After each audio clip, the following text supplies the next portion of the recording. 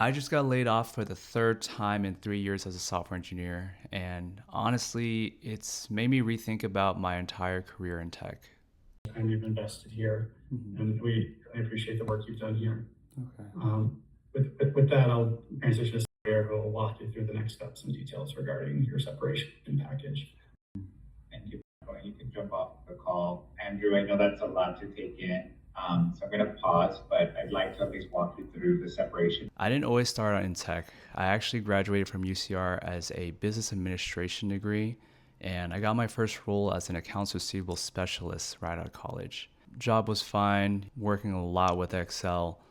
So much Excel where it just kind of got redundant and every month was kind of the same challenges. I then moved over to payroll specialists at the building next door actually, but same story, just a lot of Excel, a lot of just reaching out to the clients and decided to actually make a change. I picked up SQL thinking that, okay, this is going to be the transferable skill I can use to then eventually become a business analyst. Yeah, as I picked up SQL, that was actually the first moment where, I'm looking at unforeign like syntax, learning about it, actually being able to read syntax later on, and was actually a really cool experience. I think, growing up, I never took any CS classes because people told me that it was hard or really difficult.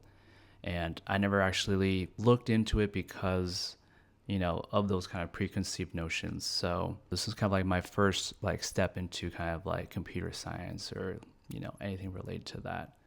So once I kind of worked with SQL, understood that, did a few interviews there. Obviously didn't get it because I didn't have any experience, but would still pass the technical exams. So that was a bummer. Working on these side projects, I was able to kind of share with my friends and family. I think that was probably some of the most fulfilling work that, I did at that time. And it just so happened that at that time, my second job actually got outsourced to a team over in the Philippines. And it kind of showed me that, hey, maybe this is a time to actually take a leap of faith and, do something for a change. And so I decided to sign up for a boot camp up in San Francisco and make that jump there. So packed up all my things, left my friends and family, and moved up to the Bay for the first time and did that coding boot camp. It was a tiring and long experience just because like you'd be working, I think around like 12-hour days, 12-hour plus. You're just kind of there from 9 to, even later sometimes. And yeah, you're just kind of there struggling and then working on projects with your classmates. So I would say it was, some of the most fun that I wouldn't probably want to do again. It kind of felt like a summer camp, so it was a little fun as an adult to do that. Wouldn't change that for the world. And I end up being really fortunate that one of my classmates actually referred me to my first software engineering role. And honestly, that felt like a life changing moment that I was actually able to break into tech as a software engineer from, just a business degree, non-traditional route, and actually make a career for myself. So much has changed in the industry since I've started my career. I remember having to look up all your errors or issues into Stack Overflow and hope that someone had that same issue. Then you use those results and try to see if that would fix it. I remember having to go into office and that in-person interviews was actually a thing where you actually go on a whiteboard and handwrite the actual code, during those interviews. We don't really do that anymore. I don't think I've had an in-person interview since pre-2020, so it's been quite a while. Then 2020 hit and everyone went remote. All offices were shut down. Everyone was just working from home and trying to figure things out. I remember having an interview during that remote life, and even the interviewers didn't even know what to do at that time. Later that year, I moved back home because why pay barrier rent if you're not even going to office? So moved back in with my parents, got closer with my friends, and was able to save a bit on rent there. And a couple years later after that, AI tooling starts popping off. GitHub Copilot starts taking adoption. And I thought it was cool at first, they pretty much use it for auto completion. So don't have to write out every single line of code anymore. Kind of has boilerplate, by hitting a tab. But it wasn't until ChatGPT and Cursor started coming out where things really started to get serious. Honestly, I was a pretty late bloomer or late adopter of Cursor, but once I used that, mainly for debugging and building out features, that was a huge unlock for me then. I was using Stack Overflow even less now. I'm chatting with this LLM and it's able to kind of figure out and understand, the code base and also the underlying issues as well. So being able to use that was a huge advantage in my work. Comparing the old way of programming versus the new way of programming today is like using a screwdriver to hammer a nail versus using an electric nail gun with 5 infinity stones. So yeah, it's a big difference. The way we code today is insanely different. You simply just prompt Claude Code, Codex, Cursor, whatever you're using on whatever the task is, answer any clarifying questions, and yeah, LM just takes care of the rest. You can even have it create its own tests, so if anything were to fail, it would just fix itself. So you can see how powerful these tools are and how much you can automate and make an engineer's life so much easier and more efficient.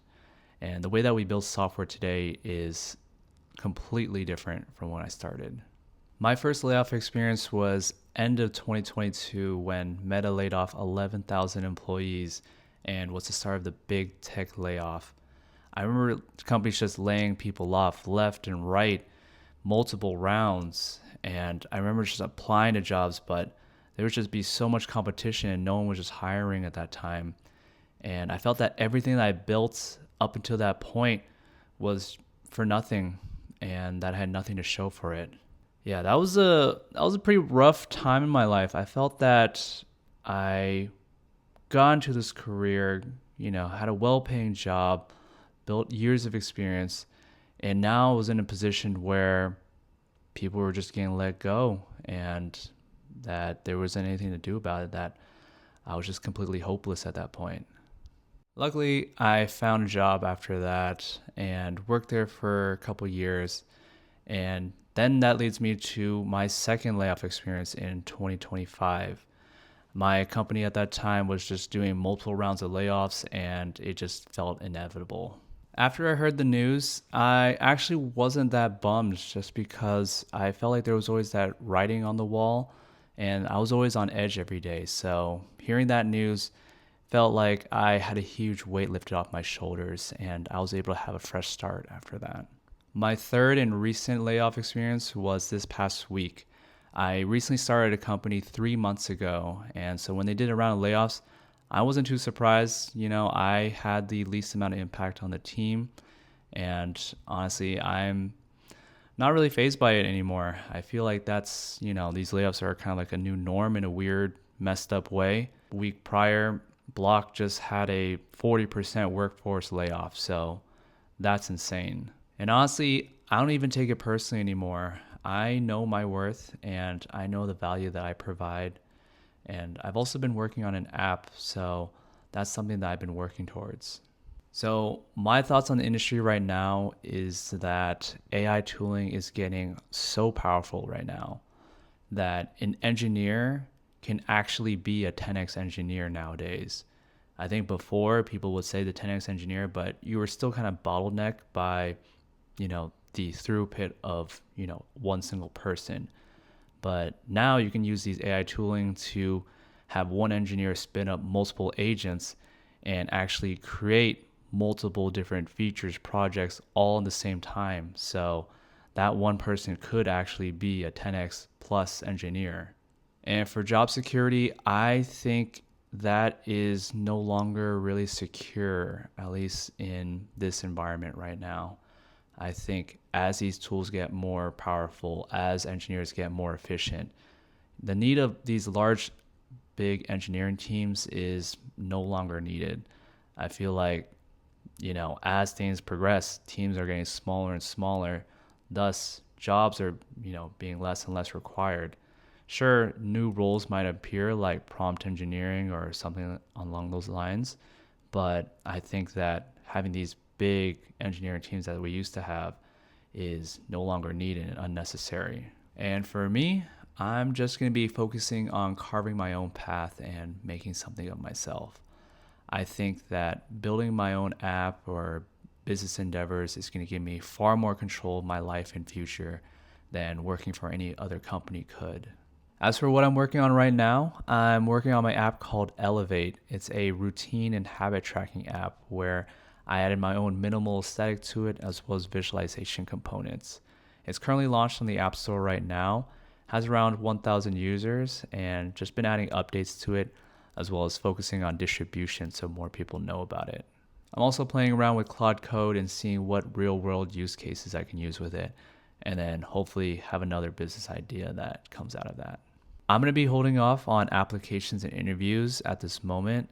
I feel like I get most excited when I work on my own projects, so I'm going to do my best to try to make this work and see how things go.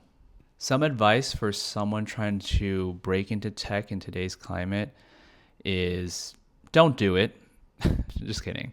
I think it is possible, but just be cautious. I talked a lot about the challenges and pitfalls in, today's world with these AI tooling, and I don't think these are going to be easier. You can't just grind lead code and just automatically get a high paying job because these companies are hiring left and right.